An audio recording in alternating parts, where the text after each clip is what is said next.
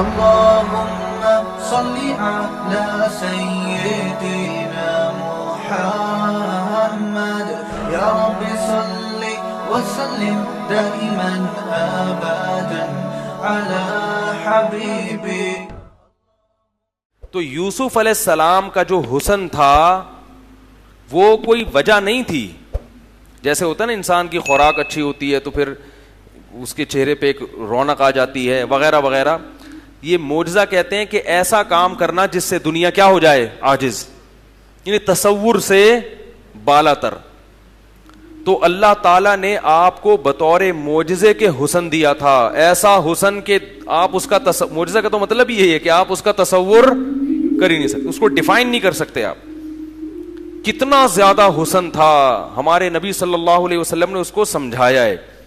فرمایا کہ جب میں معراج میں یوسف علیہ السلام سے ملا تو میں نے دیکھا کہ اس کائنات میں اللہ نے جتنا حسن تقسیم کیا ہے نا انسانوں میں, ان میں سے آدھا اکیلے یوسف علیہ السلام کو ملا ہے. یعنی جتنے حسین مرد اور عورتیں دنیا میں گھوم رہے ہیں نا, یہ اس آدھے کو تقسیم ہو کے یہ ناکیں اور آنکھیں اور پلکیں لگی ہوئی ہیں جا کے. سمجھ میں نہیں آ رہی بات. اس پہ یہ اس تقسیم ہونے کے بعد کتنے کروڑوں ارب حصے ہوئے ہوں گے نا اس حسن کے. تو ذرہ ذرہ آیا ہے لوگوں کے حصے میں جس پر وہ اتنا اتراتے پھرتے ہیں. کوئی فلم کا ہیرو بن گیا, کوئی ہیروئن بن گئی, کوئی کہہ رہا ہے مجھے بھی ماڈلنگ کے لیے رکھو, کوئی کہہ رہا ہے کہ مجھے جناب, وہ ہر آدمی کا اپنا ایک وہ ہے کہ وہ اپنی ماڈلنگ کر رہا ہے, کوئی پوز بنا رہا ہے, کوئی بنیان اتار کے گھوم رہا ہے. ٹھیک ہے نا, بس نہیں چل رہا کہ شلوار اتار کے گھومے ان لوگوں کا. تو ایسے پاگل ہو جاتے ہیں جن کو تھوڑی سی وہ مل جائے نا, کوئی تھوڑی سی. تو یہ سب اس آدھے حسن کو جو تقسیم کر کے اللہ نے دیا نا, اس میں سے کیا ہے کروڑواں حصہ. یوسف علیہ السلام کو اکیلا کیا ملا, آدھا اللہ نے یوسف علیہ. معجزہ تھا کہ دیکھو یہ خود سے نہیں ہو سکتا, یہ انسانوں کے بس کی بات نہیں ہے, یہ اللہ کی طرف سے کیا ہے, سلیکشن ہے. اب ظاہر اتنے خوبصورت کڑی الجوان جب جوانی کی دہلیز پہ قدم رکھا تو قرآن میں آتا ہے کہ جو بادشاہ کی بیوی تھی وہ ان کے اوپر عاشق ہو گئی اور دروازے بند کر کے برائی کی دعوت دی. پیغمبروں میں 40 مردوں کے برابر قوت ہوتی ہے, کوئی بھی پیغمبر کمزور, اور ابھی جوان ہوئے ہیں. تو آپ سوچیں کہ یوسف اور بادشاہوں کی بیویاں اکثر خوبصورت ہوتی ہیں. بادشاہ لوگ کبھی بصورت عورت سے نکاح, یعنی قوم کی بہت ہی خوبصورت ترین عورتوں سے نکاح کرتے ہیں وہ. تو قرآن کے الفاظ دیکھو جو قرآن بتا رہا ہے, وَلَقَدْ هَمَّتْ بِهِ وَهَمَّ بِهَا. فرمایا دل میں خواہش یوسف کے بھی پیدا ہوئی اور اس کے تو تھی.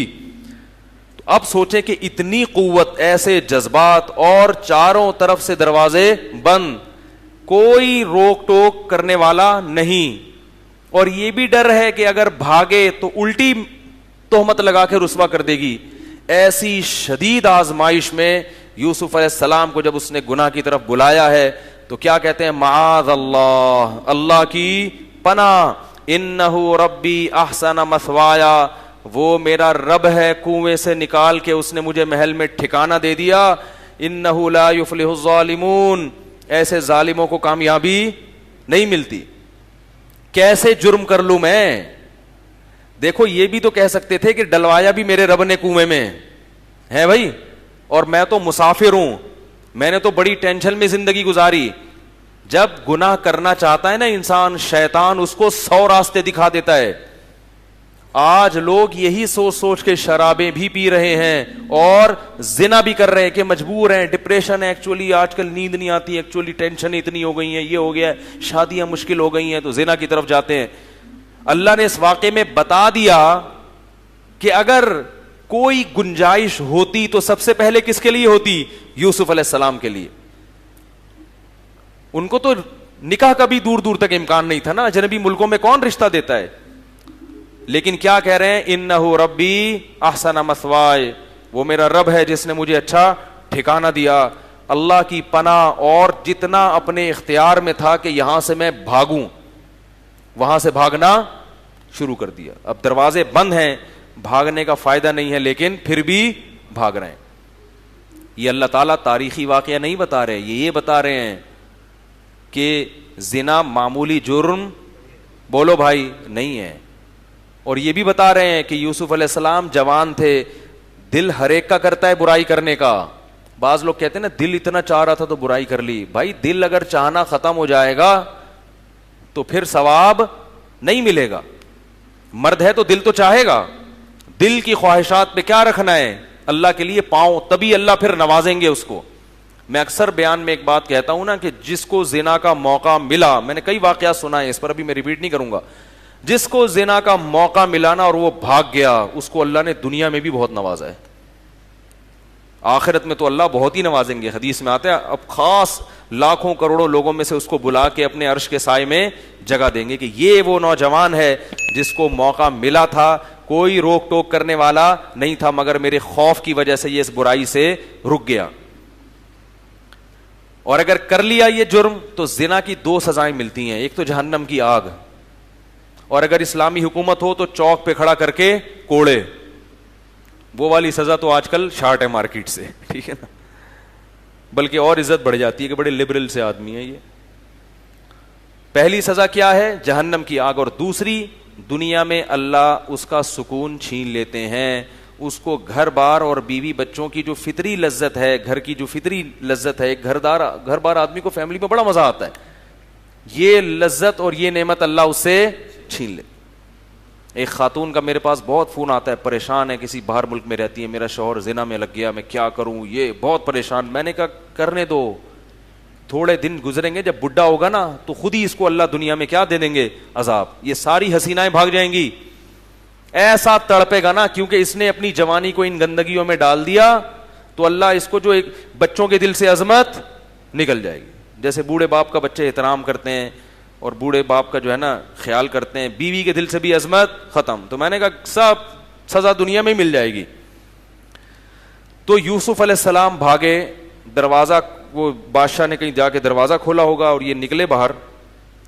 تو بجائے اس کے کہ یوسف علیہ السلام کوئی آگے سے بات کرتے, بادشاہ کی بیوی نے کہا, ایسی گھنی بن گئی, گھنی نہیں ہوتی ایسی شریف, یہ نہیں کہا کہ بھائی دیکھیں ایکچولی ایسا نہیں تھا کہ یہ میرے ساتھ برائی کر رہے تھے, میں نہیں کر رہی تھی, بلکہ کیا کہتی ہے, ما جزاء من اراد باہلک سوءا, بادشاہ سلامت میرے شوہر نامدار بتائیں کہ اگر آپ کی بیوی کی طرف کوئی غلط دست درازی کرے تو اس کی سزا کیا ہونی چاہیے. اسٹائل دیکھ رہے ہیں آپ زلیخا کا, یعنی ایسا گھنی بن کے پی گئی نا وہ واقعہ.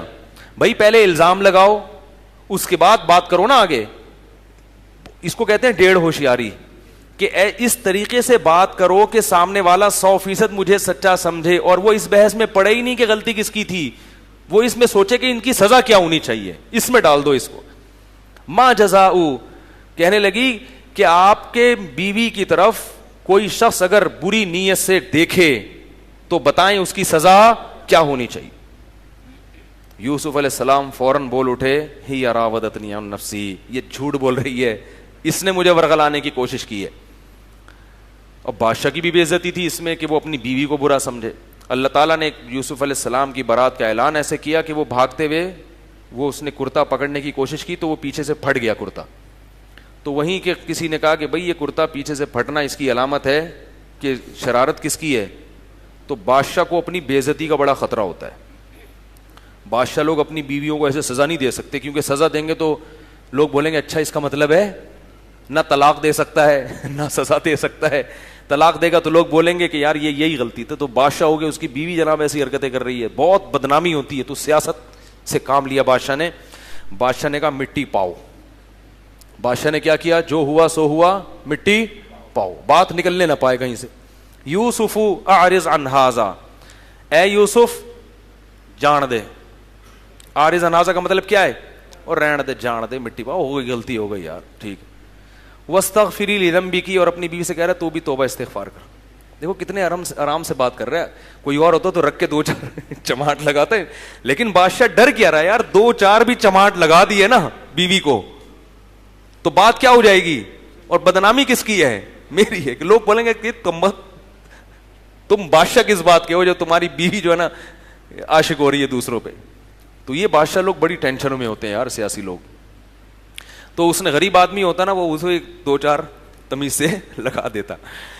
تو واستغفری لذنبکی, اپنے گناہ سے توبہ کر, انکی کنتی, اور بھی کہنے لگا ان کیدکنہ عظیم. تم عورتوں کی تدبیریں بڑی سخت ہوتی ہیں. خود اپنی بیوی سے کہہ رہا ہے تم بڑی ہوشیار ہو, تم نے بات کیسے شروع کی ڈائریکٹ کہ اس کی سزا کیا ہونی چاہیے. سب عورتوں کی بات نہیں ہو رہی بھائی, بار بار وہی بات میں جملہ نہیں ریپیٹ کروں گا. تو لیکن برائی کی خبر آپ کو پتا ہے ایک دم تیزی سے پھیلتی ہے. اب جو بھی اس وقت کوئی موجود تھا, ایک آدھ آدمی, تو اگرچہ بادشاہ کی طرف سے پابندی تھی کہ بھائی یہ بات پھیلے نہیں, لیکن ایسی برائی پتہ کیسے پھیلتی ہے, ایک کو بتاؤ, بولا کسی کو بتانا نہیں ہے, بس خالی تمہیں بتا رہا ہوں. وہ دوسرے کو بتاتا ہے, بولتا بھائی کسی کو نہیں بتانا, صرف تمہیں بتا رہا ہوں. پھر وہ تیسرے کو بتاتا ہے, چوتھے کو بتاتا ہے. ہوتے ہوتے یہی ہوا, 2-4 دن گزرے نہیں. قال نسبۃ فی المدینہ امرأۃ العزیز. تو شاہی خاندان کی خبریں تو فوراً پھیلتی ہیں نا. مریم نواز کا کوئی بیان آ جائے, نواز شریف کا کوئی بیان آ جائے, یا جناب عمران خان کہیں جا رہے ہوں, ایک دم خبریں پھیلتی ہیں نا. شادی کر لی اس نے, طلاق دے دی, یہ ہو گیا. تو جو ایسے لوگ ہوتے ہیں ان کی خبریں ایک دم میڈیا پہ آتی ہیں. تو قرآن کہہ رہا ہے کہ شہر کی عورتیں سب باتیں کرنے لگیں. امرأۃ العزیز, ہائے ہائے, بادشاہ کی بیوی, تراود فتاحا نفسی. عاشق کس پر ہوئی ہے؟ اپنے گھر کے غلام پر.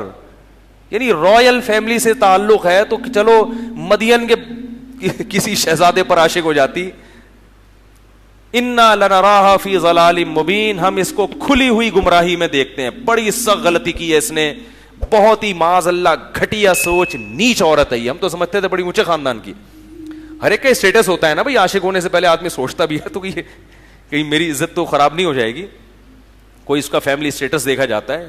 تو یہ چرچے شہر میں شروع. اب اس میں ملکہ نے اپنی بہت ہی انسلٹ محسوس کی, بےزتی, کہ بھائی یہ کیا ہو رہا ہے یار, میرے بارے میں لوگ کہہ رہے ہیں کہ یہ اتنی گندی عورت ہے, عورتیں تبصرہ کر رہی ہیں.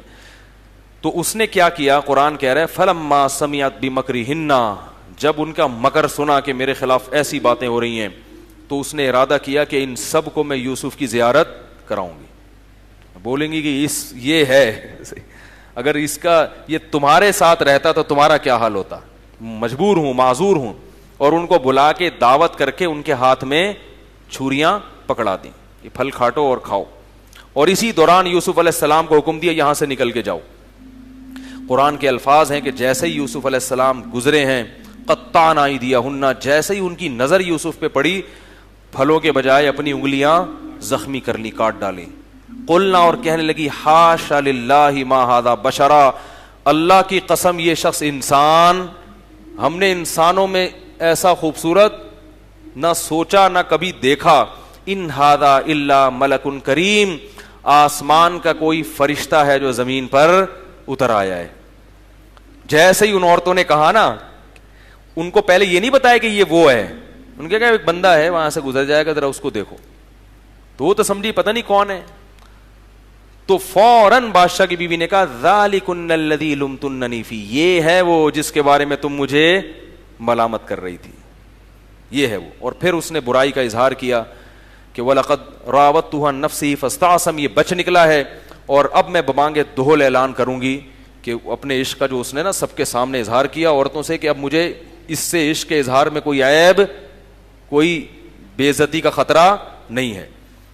اب جب یوسف علیہ السلام نے یہ منظر دیکھا کہ وہ عورتیں بھی اس طرح برائی میں ساتھ دے رہی ہیں, تو آپ دیکھو ایک نوجوان کے لیے کتنی بڑی آزمائش ہے یہ, کتنی. اور وہ جو عورتیں بادشاہ کے دربار میں آئی ہوں گی وہ بھی اونچے خاندانوں کی ہوں گی, شاہی محل میں جن کی دعوت ہے.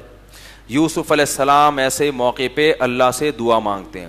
بادشاہ کی بیوی نے دھمکی دی وَلَئِن لَّمْ يَفْعَلْ مَا آمُرُهُ لَيُسْجَنَنَّ وَلَيَكُونَ مِنَ الصَّاغِرِينَ, اگر میری بات اس نے نہ مانی تو میں اس کو جیل کی کوٹری میں ڈال دوں گی.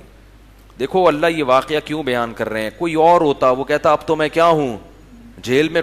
اس زمانے کے جیل تو بڑے سخت ہوتے تھے, ڈال کے بھول جاتے تھے, جیسے کہ یوسف علیہ السلام کو ڈال کے بادشاہ بھول گیا تھا. ایسے موقع پر کس قدر انسان برائی کی طرف مائل ہوگا. لیکن یوسف علیہ السلام نے جب جیل کی دھمکی سنی تو اللہ سے دعا مانگتے ہیں رب السجن احب الی, اے میرے اللہ مجھے جیل زیادہ محبوب ہے اس برائی سے جس برائی کی طرف یہ مجھے بلا رہے ہیں. وَإِلَّا تَصْرِفْ عَنِّي كَيْدَهُنَّ, اور اے اللہ اگر تو نے میری حفاظت نہ کی, اصب الیہن, کہیں ایسا نہ ہو کہ میں اس جرم میں, یعنی زیادہ اپنے نفس پہ اعتماد بھی نہیں کر رہے, اللہ سے دعا مانگ رہے کہ تو بچا مجھے اس جرم سے. اللہ فرماتے ہیں فاستجاب لہ ربہ، رب نے ان کی دعا سن لی اور ان کو برائی سے بچا لیا. اب بات پھیل چکی تھی، بادشاہ کی بدنامی ہو رہی تھی، لوگ کہہ رہے تھے بار بار کہ اگر یوسف کی غلطی نہیں تھی تو یوسف کو محل میں رکھا ہوا کیوں ہے؟ تو بادشاہ نے اپنی رائل فیملی کی عزت کو بچانے کے لیے یوسف علیہ السلام کو جیل کی کوٹری میں بھیج دیا کہ نہیں جی، تاکہ پتہ چل جائے کہ لوگ یہ سمجھے کہ ان کی غلطی تھی. اب یوسف علیہ السلام کئی سال جیل میں رہے ہیں، کئی سال جیل. کیا حال ہوگا ان کا وہاں پہ؟ ادھر کنویں سے نکلے ایک مصیبت سے نکل کے دوسری مصیبت. ایک دن کیا ہوا، دخل معہ السجن فتیان، دو نوجوان آپ کے پاس جیل کی کوٹری میں آئے اور کہنے لگے کہ خواب سنایا کہ ایک نے کہا میں بادشاہ کو شراب پلا رہا ہوں، میں نے خواب میں دیکھا انگور نہ چھوڑ رہا ہوں. دوسرے نے کہا میں نے دیکھا سر پہ ٹوکری اور پرندے اس سے وہ کھا رہے ہیں روٹی. وہ دونوں قیدی تھے. تو وہ آ کے کہنے لگے کہ اس خواب کی آپ ہمیں تعبیر بتائیں. انا نراک من المحسنین، ہم دیکھتے ہیں کہ آپ نیک آدمی ہیں. اس سے پتہ چلتا ہے کہ نیک آدمی جہاں بھی رہتا ہے وہ اپنا اثر، حالانکہ ان کو تو نہیں پتا تھا یہ پیغمبر ہے کیا. وہ کہہ رہے یار یہ نوجوان کیا لگ رہا ہے، کیا ہو گیا یار. اس سے پتہ چلتا ہے کہ جو آدمی نیک ہوتا ہے کچھ دن اس کی صحبت میں رہنے سے یقین آ جاتا ہے کہ یہ کیا ہے، نیک ہے. اور جو دو نمبر ہوتا ہے تھوڑی دیر میں پتہ چل جاتا ہے کہ یہ کیا ہے، گمار ہے. تو انا نراک من المحسنین، ہم دیکھ رہے ہیں کہ تم اس محل میں کیا لگ رہے ہو، اس جیل میں کیا لگ رہے ہو، نیک آدمی. حالانکہ وہ کافر تھے لیکن پھر بھی جانتے تھے کہ شریف کون ہوتا ہے، بدماش کون ہوتا ہے. تو یوسف علیہ السلام کو موقع مل گیا کہ یہ دو اب آئے ہیں، ان کی حاجت ہے، خواب کی تعبیر پوچھ رہے ہیں. یوسف علیہ السلام نے کہا خواب کی تعبیر بعد میں بتاؤں گا، پہلے اپنے معجزے دکھائے ان کو. اور معجزے دکھانے کے بعد ان سے کہا کہ دیکھو ہم توحید پر، ان کو توحید کی تبلیغ کرنا اور اسلام کی تبلیغ کرنا شروع. جیل میں بھی پیغمبر کی کوشش کیا ہے کہ تبلیغ کا موقع ہاتھ سے جانے نہ دیں، کہ ابھی یہ میرے محتاج ہے نا، اب جو میں کہوں گا یہ سنیں گے. ویسے ہی آپ کسی کو پکڑ کے سمجھانا شروع کر دیں، بولے گا بھائی کیوں فری ہو رہے ہیں مجھ سے. لوگ کہتے ہیں نا محتاج ہو کے آئے گا، اب آپ جو بات کرو گے یہ غور سے سنے گا. تو تقریر شروع کر دی یوسف علیہ السلام نے. ارباب متفرقون خیر ام اللہ الواحد القہار، اتنے سارے خدا جن کو تم نے معبود بنا لیا وہ بہتر ہے یہ ایک، وہ جو سب پر غالب ہے. ایسی خوبصورت تبلیغ کی ہے، پورے رکوع میں ہے یہ. پھر ان کے بعد تعبیر بتائی کہ جو انگور نچوڑ رہا تھا اس کو رہائی ملے گی اور وہ بادشاہ کو شراب پلائے گا، اور دوسرے کو پھانسی ہو جائے گی اور اس کی لاش لٹک کے سڑ جائے گی اور پرندے اس کی کھوپڑی سے گوشت نوچ نوچ کے کھائیں گے. یہ خواب کی تعبیر ہے. اللہ نے آپ کو معجزاتی طور پر خوابوں کی تعبیروں کا علم دیا تھا. اور یہ بھی کہہ دیا جس کو جو رہائی ہونے والی تھی نا، کہا کہ بادشاہ سے میرا تذکرہ کرنا کہ ایک شخص جیل میں پڑا ہوا ہے اس کو نکالنے کی کوشش کرو. اس سے پتہ چلتا ہے کہ آپ جب کسی مصیبت میں ہو تو نکلنے کے تمام اسباب اختیار کریں. یوسف علیہ السلام دیکھا اب یہ میں نے اس کی ایک خواب کی تعبیر بھی کر دی، یہ تعبیر بھی سچی نکلے گی تو اس پر میرا ایک احسان ہے، تو اس سے سفارش کرو گے جا کے بھائی کیا کر بادشاہ کو بول تم تو ڈال کے بھول ہی گئے ہو جیل میں، کچھ تو خیال کرو. توکل یہ نہیں ہے کہ آپ جیل میں پڑے ہوئے ہیں تو اب آپ نہ کسی سفارش لگوا رہے ہیں نہ کسی سے فون کر رہے ہیں. بولیں بھائی اللہ نے جب تک جیل میں رکھنا ہے، جیل میں رکھے نکالنا ہو تو اللہ نکال دے. کیا خیال ہے، مرنا ہوگا تو مر جائیں گے، زندہ رہنا ہوگا تو. ابھی افطار میں کیا پڑھ رہے ہیں، پوری 7 اپ پی رہے ہیں یار، وہ گردے خراب ہو گئے. بھائی جب لکھے ہوئے ہیں نا خراب ہونا، تو لکھے ہوئے جب ہوں گے تو وہ خراب ہو کے رہیں گے. جب مقدر میں مرنا ہوگا تو مر کے رہیں گے. تو ٹھیک ہے پھر مقدر میں عشاء کی نماز ایسے لوگوں کے. ابھی کچھ دن پہلے ہوا ہے کہ افطار میں اس نے پوری کولڈ ڈرنک کی پوری 1.5 لیٹر کی بوتل پی گیا، ایک آدھے گھنٹے کے بعد درد ہوا ہے اور مر گیا. یہ کسی ابھی واقعہ ہوا ہے لیٹسٹ. تو یوسف علیہ الصلوۃ وہ ٹہل گئے نا وہ کیا کیا انہوں نے، چلے گئے اس دار فانی سے ہمیشہ کے لیے. سمجھا کے تھک رہے ہیں، بیانات بھی کر رہے ہیں بھائی نہیں کرو یہ کام، روزہ ان چیزوں سے افطار مت کرو. تو یوسف علیہ السلام نے اس کو بتایا کہ جا کے بادشاہ کے سامنے میرا تذکرہ کرنا. قرآن کہتا ہے وہ کم بخت تذکرہ کرنا بھول گئے، کیونکہ جب کام ہو جاتا ہے نا انسان کا پھر وہ، یہ انسان کی فطرت ہے، کام ہو گیا تو اب کون جیل میں تو نکل گیا نا، مجھے کیا پڑی، بھول گیا. اور یہ اللہ کی طرف سے یوسف علیہ السلام پر مزید آزمائش تھی. فلبث فی السجن بضع سنین، مزید چند سال آپ جیل میں پڑے رہے. کوئی امید نہیں ہے نکلنے کی، جو ایک امید تھی وہ بھی ختم. لیکن اللہ کیسے ناکامی کے نقشوں میں کامیابی کے اسباب یہ اللہ بتاتے ہیں کہ نیک لوگوں کے لیے جو اللہ کے دین پہ چلتے ہیں ان کے ظاہری ناکامیوں کو مت دیکھو، والعاقبۃ للمتقین، انجام ہمیشہ انہی کا اچھا ہوگا، پریشان مت ہو، انجام ان کا اچھا ہوگا۔ تو بادشاہ صاحب کو ایک دن خواب آیا، اٹھے وہ کہنے لگے، اپنے درباریوں کو جمع کیا، وہ بھی کوئی عجیب سا خواب آتا ہے تو تعبیر پوچھتے تھے، یہ نہیں کہ ہر وقت فون کر کر کے فالتو سانس آ رہی ہیں، آج مجھے خواب میں سانپ آیا، بچھو آیا، ان خوابوں کو وہ بھی لفٹ نہیں کراتے تھے۔ نند آ گئی، جٹھانی نے ایسا بول دیا خواب میں، اس کی تعبیر کیا ہے، تو ان خوابوں کو وہ بھی لفٹ نہیں کراتے تھے۔ تو خواب آیا کہ انی ارا سبع بقرات سمان، لوگوں کو جمع کیا، بادشاہ حیران ہوا نا، اس کو یہ اندازہ ہوا کہ یہ ایسے ہی خامخواہ کا خواب نہیں ہے، کوئی اس کی تعبیر ہوگی۔ جب بہت عجیب سا خواب آتا ہے نا، انسان کو خود احساس ہو جاتا ہے۔ تو اس نے درباریوں کو جمع کیا اور کہا کہ میں نے دیکھا کہ 7 دبلی گائیں 7 موٹی موٹی گایوں کو کھا رہی ہیں، اور 7 باریک کونپلیں خشک وہ 7 ہری کونپلوں کو کھا رہی ہیں۔ اور ان کنتم للرؤیا تعبرون، اگر تم بتاؤ کچھ تعبیریں جانتے ہو تو بتاؤ اس کا کیا مطلب ہے۔ انہوں نے کہا یہ ساڑی اقلچ، ان کو کیا 7 موٹی گائیں، تو انہوں نے پتہ ہے کیا کہا، جو چیز انسان کو آتی نہیں ہے نا، وہ کبھی یہ نہیں کہے گا مجھے نہیں پتا، بلکہ وہ فنٹر بننے کی کوشش کرے گا۔ اپنی جہالت کا اعتراف کر لینا یہ آدھا علم ہے۔ اگر آپ کو کوئی چیز نہیں آتی آپ بول دیں مجھے نہیں پتا، لیکن یہ ہمیشہ سے دستور رہا ہے کہ جو چیز نہیں آتی تو یہ نہیں کہنا مجھے نہیں پتا، لہذا انہوں نے بھی نہیں کہا ہمیں نہیں پتا، بلکہ کیا کہا، اضغاث احلام، پراگندہ خیالات ہیں۔ اصل میں ایکچولی آپ سارا دن پی ٹی آئی کے خلاف تقریریں کرتے ہیں، ٹھیک ہے نا، ادھر کبھی ادھر ایک کا بیان آ رہا ہوتا ہے، کبھی فلانا کا، کبھی جمعیت کے بارے میں آپ کو بریفنگ دینی ہوتی ہے، مختلف قسم کی تقریریں چل رہی ہوتی ہیں، تو وہ رات کو جب آپ سوئے ہیں تو وہی الٹے پلٹے گائیں، موٹی پتلی دبلی، اس طرح کی چیزیں خواب میں آ رہی ہیں۔ شیر کھا رہا ہوتا تو چلو کوئی بات بھی ہے، گائیں بھلا گائے کو کہاں سے کھائے گی؟ حالانکہ گائے میں اشارہ تھا، گائے کیا کھاتی ہے؟ چارہ۔ گائے کیا کھاتی ہے؟ چارہ۔ تو اس میں کچھ اشارے تھے اس طرف کہ پیداوار کا مسئلہ کھڑا ہونے والا ہے۔ 7 کچھ ایسی چیزیں ہیں جو چارہ کیا کر دیں گی؟ کھا کے، کیونکہ جانور کا ہرا بھرا ہونا یہ اس کی علامت ہے کہ بارشیں برس رہی ہیں۔ نہیں یاری بات سمجھ، مجھے نہیں، میں نے کہیں کتاب میں نہیں پڑھا، میرا ایک ذوق کہتا ہے کہ بھئی یہ شاید اس لحاظ سے یہ تعبیر بنتی ہو۔ جب بارشیں نہیں ہوتی نا، جانور کیا ہو جاتے ہیں؟ پہلے زمانے میں کھڑا کر کے تھوڑی باندھتے تھے جانوروں کو، تو بارشیں ہوتی تھی تو چرتے تھے وہ، تو یہ اس طرف اشارے مل رہے تھے۔ تو انہوں نے کہا اضغاث و احلام، اصل میں پراگندہ خیالات ہیں، الٹے پلٹے، اس اور وما نحن بتاویل الاحلام بعالمین، اور اس قسم کے جو الٹے پلٹے خواب ہیں نا، ہمیں ان کی تعبیریں، ہمیں کوئی اچھا خواب ہو تو اس کی تعبیر ہم بتائیں گے آپ کو۔ لیکن جب یہ بات چلی ہے تو وہ بادشاہ کو جو شراب پلاتا تھا نا، اس کو ایک دم یاد آ گیا، اس نالائق کو یاد آ گیا کہ یار میری بھی خواب کی ایک بندے نے تعبیر بتائی تھی جو بالکل ویسی نکلی تھی۔ تو فوراً بادشاہ سے کہنے لگا مجھے بھیجو، ایک شخص ہے جو خوابوں کی تعبیر بتاتا ہے لیکن وہ جیل کے اندر ہے۔ بادشاہ نے کہا جا بھائی۔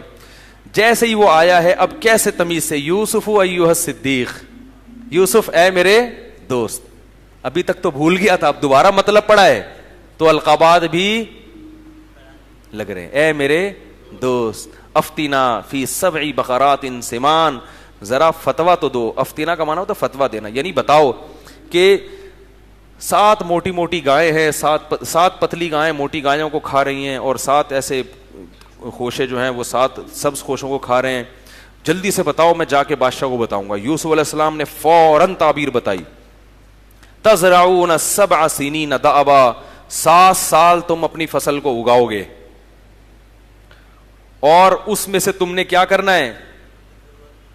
اسٹور کرنا ہے، کیونکہ اس کے بعد اگلے 7 سال قحط پڑے گا، یاکلن ما قدمتم لہن، اور یہ اگلے 7 سال وہ پچھلے 7 سال کا جتنی اسٹوریج تھی نا، وہ سب کو کیا کر جائیں گے؟ ہڑپ کر جائیں گے۔ لہذا پہلے 7 سال اگر تم نے جمع کر کے نہ رکھا تو اگلے 7 سال قحط سے ہلاک ہو جاؤ گے، تو جمع کر کے رکھو اس کو۔ پھر 7 سال کے بعد قحط ختم ہوگا، ثم یاتی من بعد ذلک عام فیہ یغاث الناس وفیہ یعصرون، پھر بارشیں برسیں گی اور لوگ پھلوں کو نچوڑ نچوڑ کے ان کے رس پیئیں گے۔ بادشاہ نے جب یہ تعبیر سنی تو بڑا حیران ہوا, کیونکہ وہ ملک کو تباہی سے بچا لیا نا انہوں نے. بادشاہ نے کہا ایتونی بھی, اس کو لے کر آؤ, یوسف کو کیا کرو, لے کر آؤ. اب کئی سال جیل میں پڑے ہوئے ہیں, جیسے ہی نمائندہ آیا تو فوراً چلے جانا چاہیے تھا, لیکن فرمایا نہیں, اسألہ, بادشاہ سے پہلے جا کے کہو کہ ان عورتوں کو جمع کر کے پوچھے کہ غلطی کس کی تھی, کیونکہ اب ان کو اندازہ ہو گیا کہ بادشاہ کو میری ضرورت ہے. اب میں اپنی ضرورت سے فائدہ اٹھا کے اپنی, کوئی پیسے نہیں مانگ رہے. انبیاء کو پیسوں کا خیال نہیں ہوتا, انبیاء اپنی عزت پہ آنچ نہیں آنے دیتے, کیونکہ نبی پر کی عزت پہ آنچ آئے گی تو اس سے وہ جو دعوت کا کام کر رہے ہیں وہ کام کیا ہو جائے گا, متاثر. لوگ کہیں گے یہ تو ان پر تو الزام لگائے. تو فوراً کہا کہ ما بال النسوۃ اللاتی قطعن ایدیہن, جن عورتوں نے اپنے ہاتھ کاٹے تھے ذرا ان سے جا کے پوچھو. تو بادشاہ کی بیوی نے کھلے عام اعلان کیا سب کو, یعنی اصل تھا کہ سب کو اعلان کروا دینا اپنی پاک دامنی کا. تو اس نے اعلان کر دیا کہ ہیا انا راودتہ عن نفسی الان حصحص الحق, کہ حق بالکل واضح ہو چکا ہے, میری غلطی تھی اور ہم نے اس کو نیک اور صالح پایا ہے. ما علمنا علیہ من سوء, ہم نے اس نوجوان میں کوئی برائی نہیں پائی. ایک بات خوب یاد رکھو, پیغمبروں کی تو براءت کا اللہ اعلان کروا دیتے ہیں, پیغمبر کے علاوہ کوئی بھی ایسی شخصیت نہیں ہے جس پر الزام لگے تو اللہ اس کی براءت لازمی اعلان کروائیں.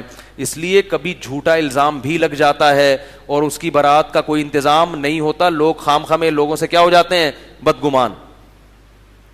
یہ ضروری نہیں ہے کہ جس نیک آدمی پر بھی تہمت لگے تو اللہ اس کی صفائی کا انتظام کرے, کیونکہ اصل بدلہ اللہ نے کہاں رکھا ہے, آخرت. پیغمبروں کا اللہ انتظام کرتے ہیں کیونکہ پیغمبر کی ذمہ داری کس نے لی ہے, اللہ نے. یہ میں اس لیے کہہ رہا ہوں کہ آج بعض شرارتی عورتیں بہت نیک نیک لوگوں کو نا جالوں میں گھیر کے کیا کر دیتی ہیں, رسوا کر دیتی ہیں, اس کی عزت کا جنازہ نکال دیتی, ایسا اس کو گھیر دیتی ہیں اور وہ عبرت کا کیا بن جاتا ہے, نشان. پھر لوگ یہ کہتے ہیں کہ اگر یہ سچا ہے تو اللہ اس کی سچائی کو اعلان کیوں نہیں کر رہا. تو بھائی اللہ نے کب کہا ہے, دنیا میں ظلم ہوگا, کبھی اس ظلم کی سزا دنیا میں ملتی ہے اور بسا اوقات نہیں ملتی, آخرت میں ملے گی. اور بعض دفعہ صحیح الزام بھی لگتا ہے, یہ مطلب نہیں ہوتا کہ سارے غلطی لگ رہے ہیں, لیکن یہ بہت حساس معاملہ ہوتا ہے کہ محض پروپیگنڈے سے متاثر ہو کر کبھی بھی کسی سے بدگمان نہیں ہونا چاہیے. اور اس کا ایک اصول ہے کہ کسی کی ذاتیات میں پڑھنے کی ضرورت ہی نہیں ہے. الزام لگا بھی ہے تو آپ کو تحقیق کرنے کی ضرورت ہی نہیں ہے, آپ بولو بھائی اس کا اور اللہ کا معاملہ ہے, کیا خیال ہے, وہ پیغمبر تھوڑی ہے. غلطی ہو بھی گئی تو توبہ کا دروازہ کھلا ہوا ہے, سب کے لیے کھلا ہوا ہے. اس لیے میں ایک بات کہتا ہوں کہ لوگ جو کہتے ہیں نا توبہ کا دروازہ کھلا ہوا ہے, تو یاد رکھو یہ مولویوں کے لیے بھی کھلا ہوا ہے.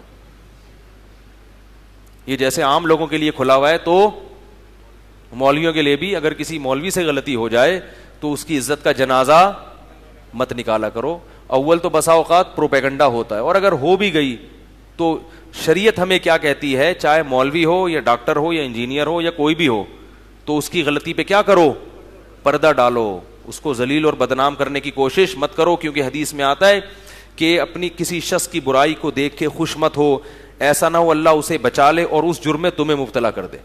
جو لوگوں کی عزتوں کو اچھالتا ہے نا, اکثر اسی جرم میں اللہ اس کو مبتلا کروا دیتے ہیں شیطان کے ذریعے.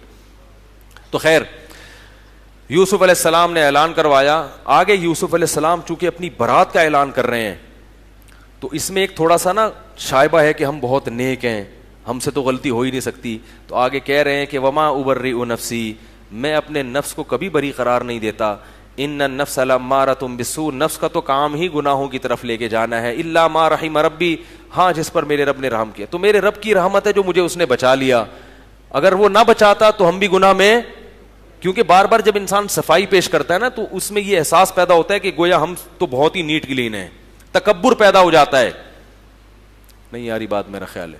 تو دیکھو پیغمبر کے کلام میں کتنی احتیاط ہے کہ صفائی بھی بیان کر رہے ہیں اور یہ بھی کہہ رہے ہیں بھائی میں اپنے آپ کو اچھا نہیں کہہ رہا, میرا اپنا آپ تو برائی ہی کی طرف لے کے جائے گا. یہ رب کی رحمت ہے کہ اس رحمت کی وجہ سے اس رب نے مجھے بچا لیا. تو پھر صفائی اتنی کیوں بیان کر رہے ہیں؟ کہا اس لیے صفائی بیان کر رہا ہوں انی لم اخنہ بالغیب, جس بادشاہ نے اپنے محل میں مجھے ٹھکانہ دیا تھا میں نے اس کی غیر موجودگی میں اس کے ساتھ خیانت نہیں کی ہے. وہ بدگمان ہوگا کہ ہم نے تجھ پر احسان کر کے اپنے گھر میں رکھا اور تو نے میری ہی بیوی کے اوپر غلط نظریں ڈالنا اس کو کہتے ہیں نمک حلال ہونا. آج کیا ہوتا ہے, جس تھالی میں کھاتے ہیں اسی کو ٹوپی کرا کے نکل لیتے ہیں. تو یہ یوسف علیہ السلام کے واقعہ کا ابتدائی حصہ تھا. یہ لمبا واقعہ, باقی میں کل انشاءاللہ اس کو کچھ بیان کروں گا. وہ میں نے تھوڑا سا مختصر, لیکن وہ لمبا ہی ہو گیا پھر, تو وقت بہت زیادہ ہو گیا ہے. اس میں بہت سارے اسباق ہیں, پھر انشاءاللہ اس کو کل لے کے آگے چلتے ہیں. اللہ تعالیٰ سے دعا ہے کہ قرآن میں جہاں جہاں جو اسباق ملتے ہیں, اللہ ہمیں ان اسباق سے عبرت حاصل کرنے کی اور اس کو اپنی عملی زندگی میں اختیار کرنے کی توفیق عطا فرمائے. وما علینا الا البلاغ.